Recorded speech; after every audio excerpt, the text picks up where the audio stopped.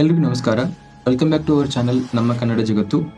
V are starting a fresh edition on current affairs in the form of MCQs. So MCQ both ಏನು Kannada plus English ಲ್ಯಾಂಗ್ವೇಜ್ದಲ್ಲಿ ನಾವು frame ಮಾಡಿದ್ವಿ, based on PIB, the Hindu plus various state news outlets.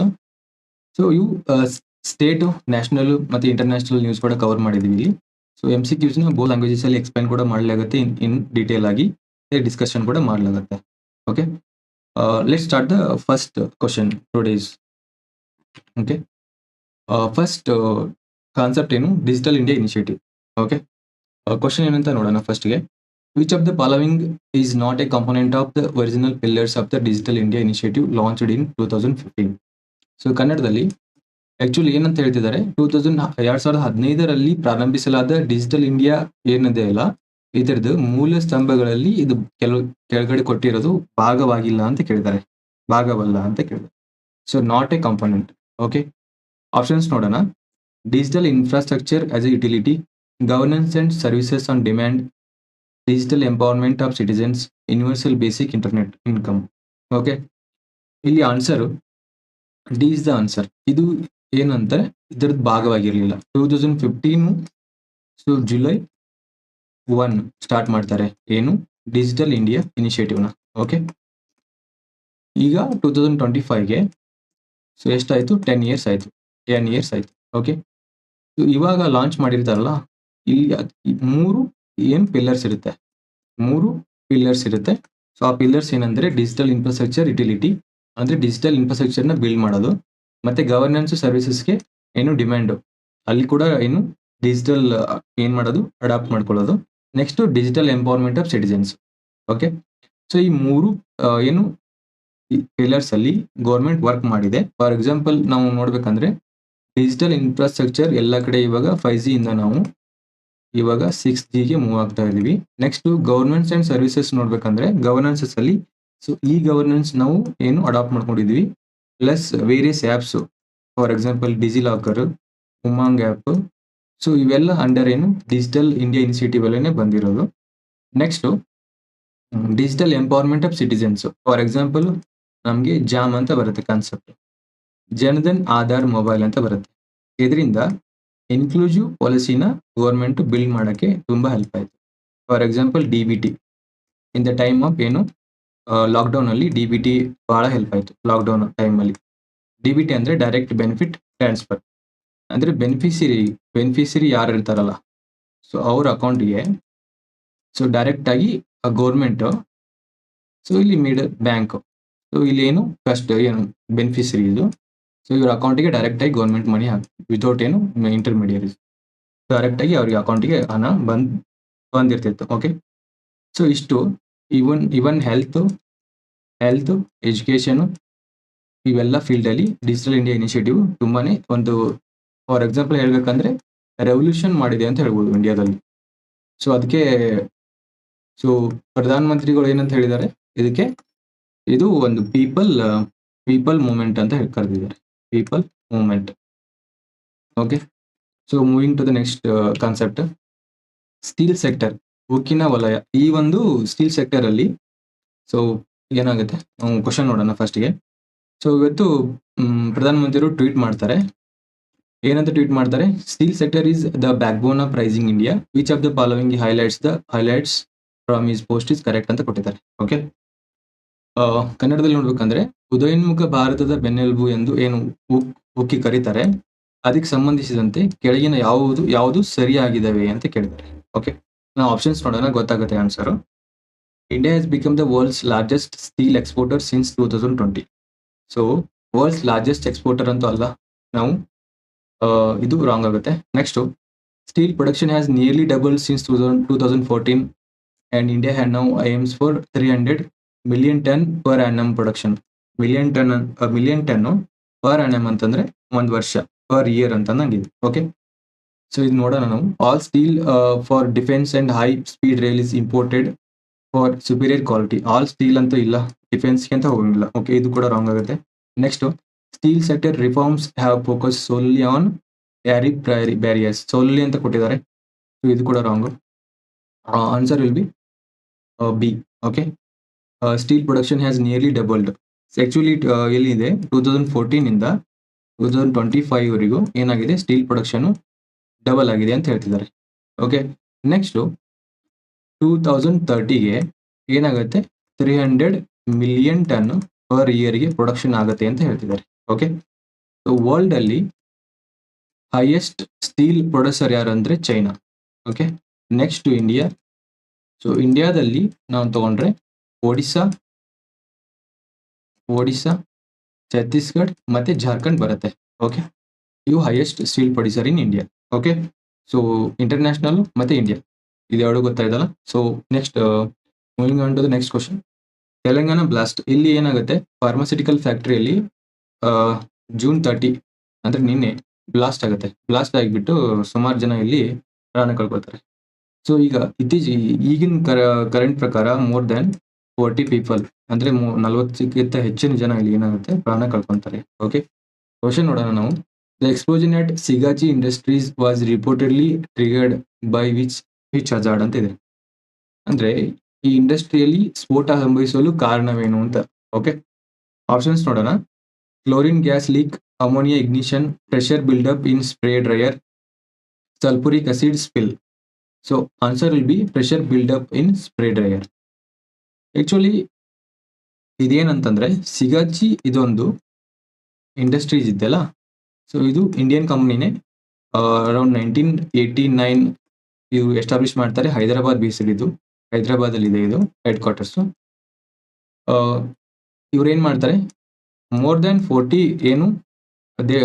40 ದೇಶಗಳಿಗೆ so micro crystalline cellulose ಇರುತ್ತೆ ಅದನ್ನ ಏನ್ ಮಾಡ್ತಾರೆ, ರಫ್ತು ಮಾಡ್ತಾರೆ. ಎಕ್ಸ್ಪೋರ್ಟ್ ಮಾಡ್ತಾರೆ ಅಥವಾ ಇದನ್ನ ರಫ್ತು ಮಾಡ್ತಾರೆ. ಓಕೆ, ಸೊ ಇದೇನು ಸೆಲ್ಯುಲೋಸ್ ಇದೆಯಲ್ಲ, ಇದು ಎಲ್ಲಿ ಹೆಲ್ಪ್ ಆಗುತ್ತೆ ಅಂದ್ರೆ ಫಾರ್ಮಾಸ್ಯೂಟಿಕಲ್ಸ್ ಅಲ್ಲಿ. ಸೊ ಬೈಂಡಿಂಗ್ ಮಾಡ್ತಾರಲ್ಲ, ಬೈಂಡಿಂಗು ಮತ್ತೆ ಪ್ಯಾಕಿಂಗು, ಇದೇನು ಟ್ಯಾಬ್ಲೆಟ್ಸ್ ಇರ್ತಾವಲ್ಲ, ಇದನ್ನ ಬೈಂಡಿಂಗು ಟ್ಯಾಬ್ಲೆಟ್ಸ್ ಇದನ್ನ ಮಾಡಕ್ಕೆ, ಫಿಲ್ ಮಾಡಕ್ಕೆ ಇದನ್ನ ಯೂಸ್ ಮಾಡ್ತಾರೆ. ಓಕೆ, ಇಷ್ಟೇ. ಇದು pressure buildup in spray dryer. ಇಲ್ಲಿ ಏನಾಗುತ್ತೆ ಅಂತಂದ್ರೆ ಆಕ್ಚುಲಿ ಇದೊಂದು ಚೇಂಬರ್ ಇರುತ್ತೆ. ಚೇಂಬರ್ ಅಲ್ಲಿ ಲಿಕ್ವಿಡ್ ಇಂಜೆಕ್ಟ್ ಮಾಡ್ತಾರೆ. ಲಿಕ್ವಿಡ್ ಇಂಜೆಕ್ಟ್ ಮಾಡೋದ್ರಿಂದ ಅದು ಹಿಂಗ್ ಡ್ರಾಪ್ಲೆಟ್ಸ್ ಆಗುತ್ತೆ. ಈ ಡ್ರಾಪ್ಲೆಟ್ಸ್ ಆಗುತ್ತಲ್ಲ, ಸೊ ಈಗ ಇದರಲ್ಲಿ ಏನಿರುತ್ತೆ, ಹೈ ಟೆಂಪರೇಚರ್ ಇರುತ್ತೆ ಮತ್ತೆ ಹೈ ಪ್ರೆಷರ್ ಇರುತ್ತೆ. ಸೊ ಇದೆಲ್ಲ ಹೈ ಟೆಂಪರೇಚರ್ ಹೈ ಪ್ರೆಷರ್ ಇರೋದ್ರಿಂದ ಇಲ್ಲಿ ತೇವಾಂಶ ಕಡಿಮೆಯಾಗಿ ಇದೇನು ಕನ್ವರ್ಟ್ ಆಗುತ್ತೆ, ಪೌಡರ್ಗೆ ಕನ್ವರ್ಟ್ ಆಗುತ್ತೆ. ಸೊ ಈ ಒಂದು ಪ್ರೊಸೆಸ್ ಅಲ್ಲಿ ಇದು ಟೆಂಪರೇಚರು ಮತ್ತೆ ಪ್ರೆಷರು ಬಿಯಾಂಡ್ ರೇಂಜ್ ಹೋದ್ರೆ, ಇದು ಡಿಸೈನ್ ಲಿಮಿಟ್ ಬಿಯಾಂಡ್ ಹೋದ್ರೆ ಇದು ಎಕ್ಸ್ಪ್ಲೋಡ್ ಆಗುತ್ತೆ. ಸೊ ಇದೇ ಆಗಿದ್ದು ಇಲ್ಲಿ ಎಕ್ಸ್ಪ್ಲೋಡ್ ಆಗಿ ಏನು ಬಿಲ್ಡಿಂಗ್ ಕೊಲ್ಯಾಪ್ಸ್ ಆಗುತ್ತೆ. ಬಿಲ್ಡಿಂಗ್ ಕೊಲ್ಯಾಪ್ಸ್ ಆಗಿ ಸುಮಾರು ಜನ ಏನ್ ಮಾಡ್ತಾರೆ, ಪ್ರಾಣ ಕಳ್ಕೊಳ್ತಾರೆ. ಓಕೆ, ಸ್ಪ್ರೇ ಡ್ರೈಯರ್ ನಲ್ಲಿ ಒತ್ತಡ ಹೆಚ್ಚಾಗ್ಬಿಡುತ್ತೆ. ಓಕೆ, ಸೊ ಇದೇ ಒಂದು ರೀಸನ್ ಇದಕ್ಕೆ. ನೆಕ್ಸ್ಟ್ ಇದೇ ಒಂದು ಕಾನ್ಸೆಪ್ಟ್ ಮೇಲೆ ಇಲ್ಲಿ ಒಂದು ಕ್ವಶನ್ ಇದೆ. Which protocol is mandated under chemical accidents EPPR rules 1996 ಅಂತ ಇದೆ. ಸೊ ಇದು EPPR ನಿಯಮಗಳು 1996 ಅಡಿಯಲ್ಲಿ ಯಾವ ಪ್ರೋಟೋಕಾಲ್ ಅನ್ನು ಕಡ್ಡಾಯ ಅಂದ್ರೆ ಮ್ಯಾಂಡೇಟರಿ ಮಾಡಿದಾವೆ ಅಂತ. ಫಸ್ಟ್ ಗೆ ನಾವು EPPR ಅಂದ್ರೆ ಏನ್ ತಿಳ್ಕೊಳ್ಳೋಣ. EPPR ಅಂದ್ರೆ ಏನ್ ತಿಳೋಣ. EPPR ಅಂತಂದ್ರೆ ಏನು, ಇದು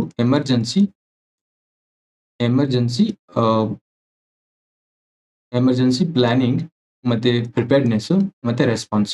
ಓಕೆ, ಸೊ ಈ EPPR ರೂಲ್ಸು ಯಾವ ಮಿನಿಸ್ಟ್ರಿ ಮಾಡುತ್ತೆ ಅಂತಂದ್ರೆ ministry of environment, forest, climate change ಮಾಡುತ್ತೆ. ಓಕೆ, ಇಲ್ಲಿ ಕೇಳ್ಬೋದು ಕ್ಲೈಮೇಟ್ ಚೇಂಜ್. ಸೊ ಯಾವೊಂದು ಆಕ್ಟ್ ಅಂಡರ್ ಮಾಡುತ್ತೆ ಅಂದ್ರೆ ಎನ್ವಿರಾನ್ಮೆಂಟ್ ಪ್ರೊಟೆಕ್ಷನ್ ಆಕ್ಟ್ 1986 ಈ ಒಂದು ಆಕ್ಟ್ ಅಂಡರ್ ಮಾಡುತ್ತೆ. ಓಕೆ, ಇದನ್ನು ಕೂಡ ನೆಕ್ಸ್ಟ್ ಟೈಮ್ಗೆ ಕೇಳ್ಬೋದು. ನೆಕ್ಸ್ಟ್ ಇಲ್ಲಿ ಆಪ್ಷನ್ಸ್ ನೋಡೋಣ. Monthly fire drills, on site emergency plan for hazardous units, compulsory public hearing, annual shut down requirement. Answer ಏನಾಗುತ್ತೆ ಅಂತಂದ್ರೆ on site emergency plan for hazardous units. Actually ಇದು ರೂಲ್ಸ್ ಮತ್ತೆ ಇದು ಆಕ್ಟ್ ಅಲ್ಲಿ ಏನಂದೆ ಅಂತಂದ್ರೆ ಇದು ಇಂಡಸ್ಟ್ರಿ ಇದೆ. ಸೊ ಈ ಇಂಡಸ್ಟ್ರಿ ಅವರಿಗೆ ಇವರು ಹೇಳಿರ್ತಾರೆ ಏನು, ನೀವು ಪಬ್ಲಿಕ್ ಈ ತರ ಒಂದು ಸೆಟ್ ಆಫ್ ರೂಲ್ಸ್ನ ಏನ್ ಮಾಡಬೇಕು, ಫಾಲೋ ಮಾಡಬೇಕು.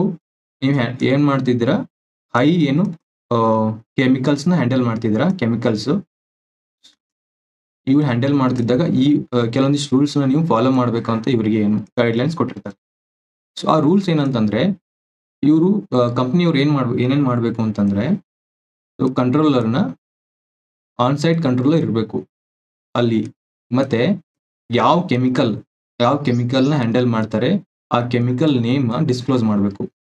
ನೆಕ್ಸ್ಟು ಏನು ಮಾಡಬೇಕು, ಇದು ಸೇಮ್ ಆಪ್ಷನ್ ನಾವು ಇಲ್ಲಿ ತೊಗೊಂಡಿದ್ವಿ, on site emergency plan for hazardous units. So on site ಏನದು ಎಮರ್ಜೆನ್ಸಿ ಏನಿರ್ಬೇಕು, ಅವರಿಗೆ ಪ್ಲಾನ್ ಅವ್ರದ್ದು ರೆಡಿ ಇರಬೇಕು ಏನಾದ್ರು ಈ ಥರ ಹಜಾರ್ಡ್ ಆದರೆ. ನೆಕ್ಸ್ಟು ಇವರಿಗೆ ಏನು ವರ್ಕರ್ಸ್ಗೆ ಟ್ರೈನಿಂಗ್ ಕೊಡಬೇಕು ಮತ್ತು ಅವೇರ್ನೆಸ್ ಬಿಲ್ಡ್ ಮಾಡಬೇಕು. ಸೊ ಈ ಇಂಡಸ್ಟ್ರಿ ಏನು ಸಿಗಾಚಿ ಇಂಡಸ್ಟ್ರಿ ಅವರು ಇದಾರಲ್ಲ, ಸೊ ಇವರು ಈ ಒಂದು ಯಾವುದೂ ಗೈಡ್ಲೈನ್ಸ್ನ ಫಾಲೋ ಮಾಡಿಲ್ಲ. ಸೊ ಮಾಡಿದ್ರೂ ಸೇಫ್ಟಿ ಮೆಜರ್ಸ್ ತೊಗೊಂಡಿಲ್ಲ. ಓಕೆ, ಅದರಿಂದನೇ ಈ ಥರ ಹಜಾರ್ಡ್ ಆಗಿ ಎಷ್ಟು ಮೋರ್ ದೆನ್ 40 ಜನ ಏನು ಮಾಡಿದ್ದಾರೆ, ಇಲ್ಲಿ ಪ್ರಾಣ ಕಳ್ಕೊಂಡಿದ್ದಾರೆ. ಸೊ ಇಂಡಿಯಾದಲ್ಲಿ ಈಗ ನೆಕ್ಸ್ಟು ಏನಾಗುತ್ತೆ, ಫ್ಯಾಕ್ಟ್ರಿ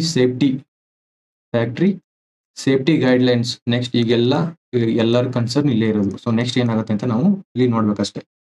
ಇದು ಇಂಪಾರ್ಟೆಂಟ್ ಇದೆ ಎಕ್ಸಾಮ್ಗೆ. So this is very important. Okay, next Israel ನ್ಯೂಸಲ್ಲಿ ಇತ್ತು, ಮಿಡಲ್ ಈಸ್ಟ್, ಮಧ್ಯ ಏಷ್ಯಾ. ಏನು ಕೇಳಿದರೆ question, which of the following geographical features forms Israel's natural border with Jordan ಅಂತ ಕೊಟ್ಟಿದ್ದಾರೆ.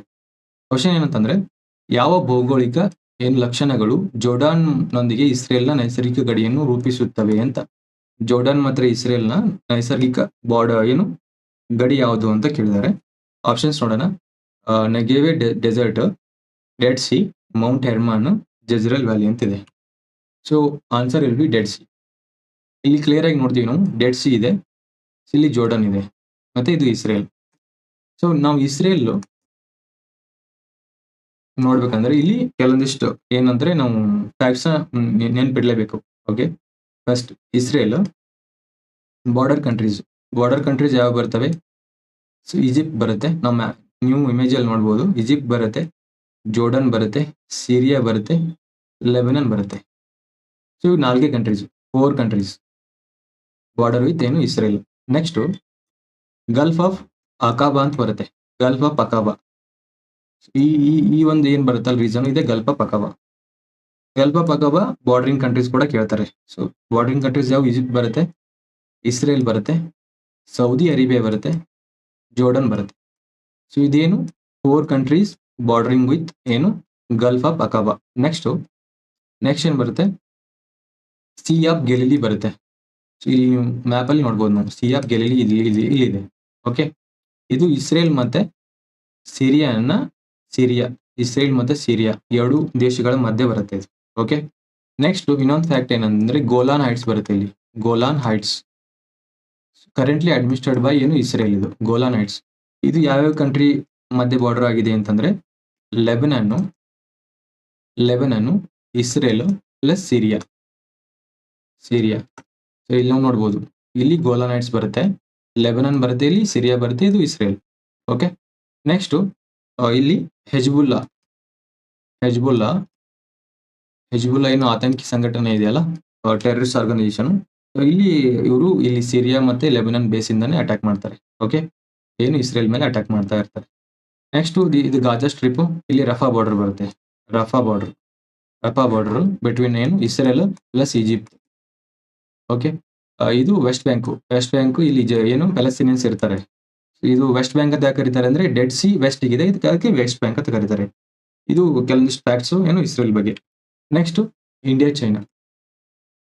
Which state shares the longest border with ಚೈನಾದೊಂದಿಗೆ ಅತಿ ಉದ್ದದ ಗಡಿಯನ್ನು ಹಂಚಿಕೊಂಡಿರುವ ರಾಜ್ಯ ಯಾವುದು ಅಂತ ಕೇಳಿದ್ದಾರೆ. ನಾವಿಲ್ಲಿ ಡೈರೆಕ್ಟಾಗಿ ಆನ್ಸರ್ ಹೇಳ್ತೀನಿ, ಅರುಣಾಚಲ್ ಪ್ರದೇಶ. ಇಲ್ಲಿ ಮ್ಯಾಪಲ್ಲಿ ನೋಡ್ರೆ ಗೊತ್ತಾಗುತ್ತೆ. ಸೊ ಲಾರ್ಜೆಸ್ಟ್ ಬಾರ್ಡರ್ ಯಾವುದು ಅಂದರೆ ಅರುಣಾಚಲ್ ಪ್ರದೇಶ ಹಂಚಿಕೊಂಡಿದೆ. ಓಕೆ ಸರ್, ನಾವು ಇಂಡಿಯಾ ತೊಗೊಂಡಾಗ ಫಸ್ಟಿಗೆ ನಾವು ಡಿಕ್ರೀಸಿಂಗ್ ಆರ್ಡರಲ್ಲಿ ಹೋಗೋಣ. ಫಸ್ಟಿಗೆ ಬಾಂಗ್ಲಾದೇಶ್ ಬರುತ್ತೆ. 4096 ಕಿಲೋಮೀಟರ್ ಬರುತ್ತೆ border area, border length. Bangladesh ಆದ್ಮೇಲೆ ನೆಕ್ಸ್ಟು ಚೈನಾ ಬರುತ್ತೆ. 3488 ಕಿಲೋಮೀಟರ್ ಬರುತ್ತೆ. ನೆಕ್ಸ್ಟ್ ಪಾಕಿಸ್ತಾನ್ ಬರುತ್ತೆ. 3323 ಕಿಲೋಮೀಟರ್ ಬರುತ್ತೆ. ನೆಕ್ಸ್ಟು ನೇಪಾಳ್ ಬರುತ್ತೆ. 1751 ಕಿಲೋಮೀಟರ್. ನೆಕ್ಸ್ಟು ಮಯನ್ಮಾರ್ ಬರುತ್ತೆ. 1643 ಕಿಲೋಮೀಟರ್ಸ್. ಮಯನ್ಮಾರ್ ಆದ ತಕ್ಷಣ ನೆಕ್ಸ್ಟು ಬರೋದು ಭೂಟಾನ್. ಭೂಟಾನ್ ಎಷ್ಟು ಬರುತ್ತೆ? Around 699 kilometres. ಅದಾದ ತಕ್ಷಣ ನೆಕ್ಸ್ಟ್ ಅಫ್ಘಾನಿಸ್ತಾನ್ ಬರುತ್ತೆ.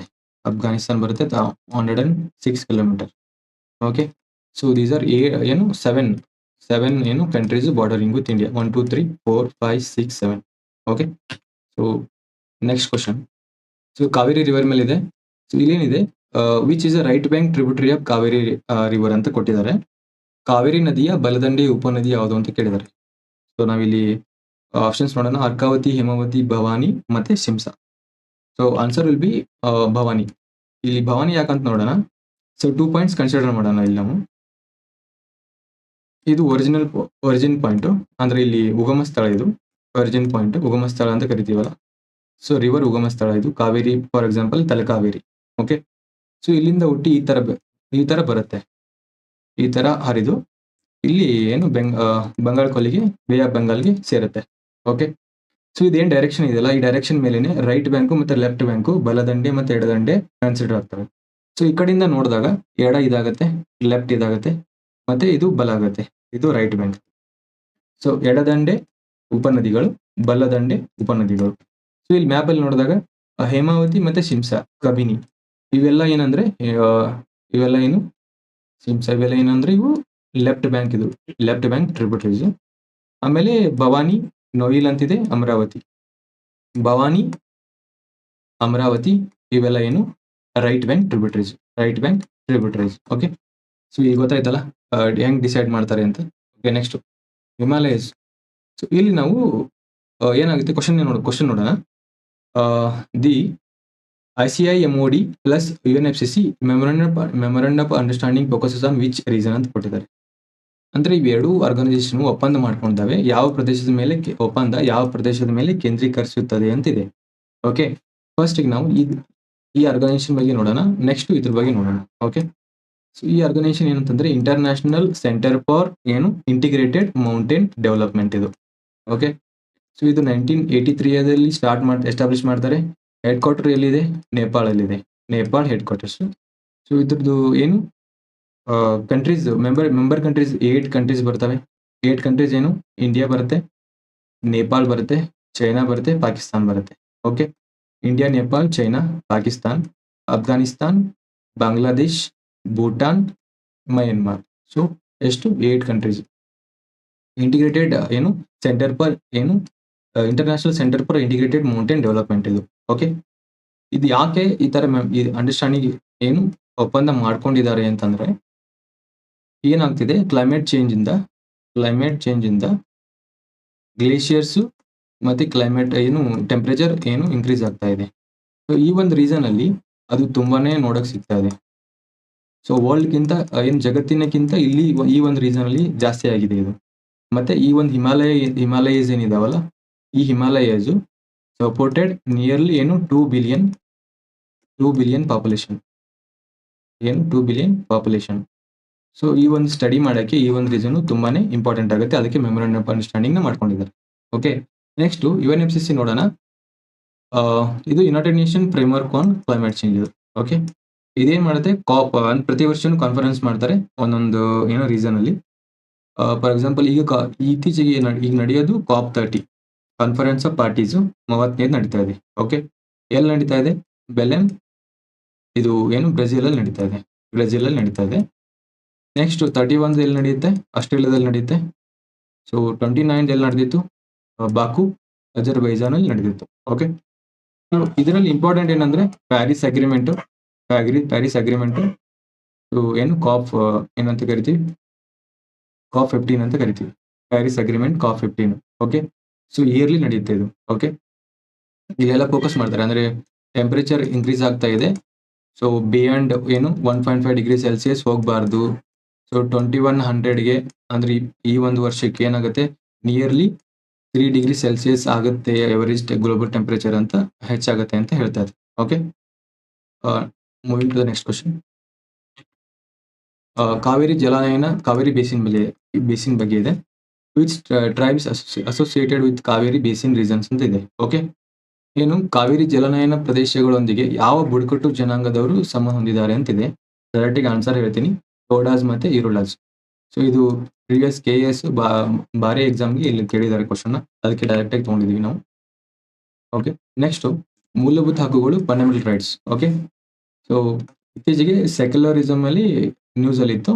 ಸೊ ಅದಕ್ಕೆ ನಾವು which article guarantees religious freedom in India ಅಂತ ಇದೆ. ಓಕೆ, ಸೊ ಭಾರತದಲ್ಲಿ ಧಾರ್ಮಿಕ ಸ್ವಾತಂತ್ರ್ಯವನ್ನು ಖಾತರಿಪಡಿಸುವ ಇದು ವಿಧಿ ಯಾವುದು ಅಂತ ಕೇಳಿದ್ದಾರೆ.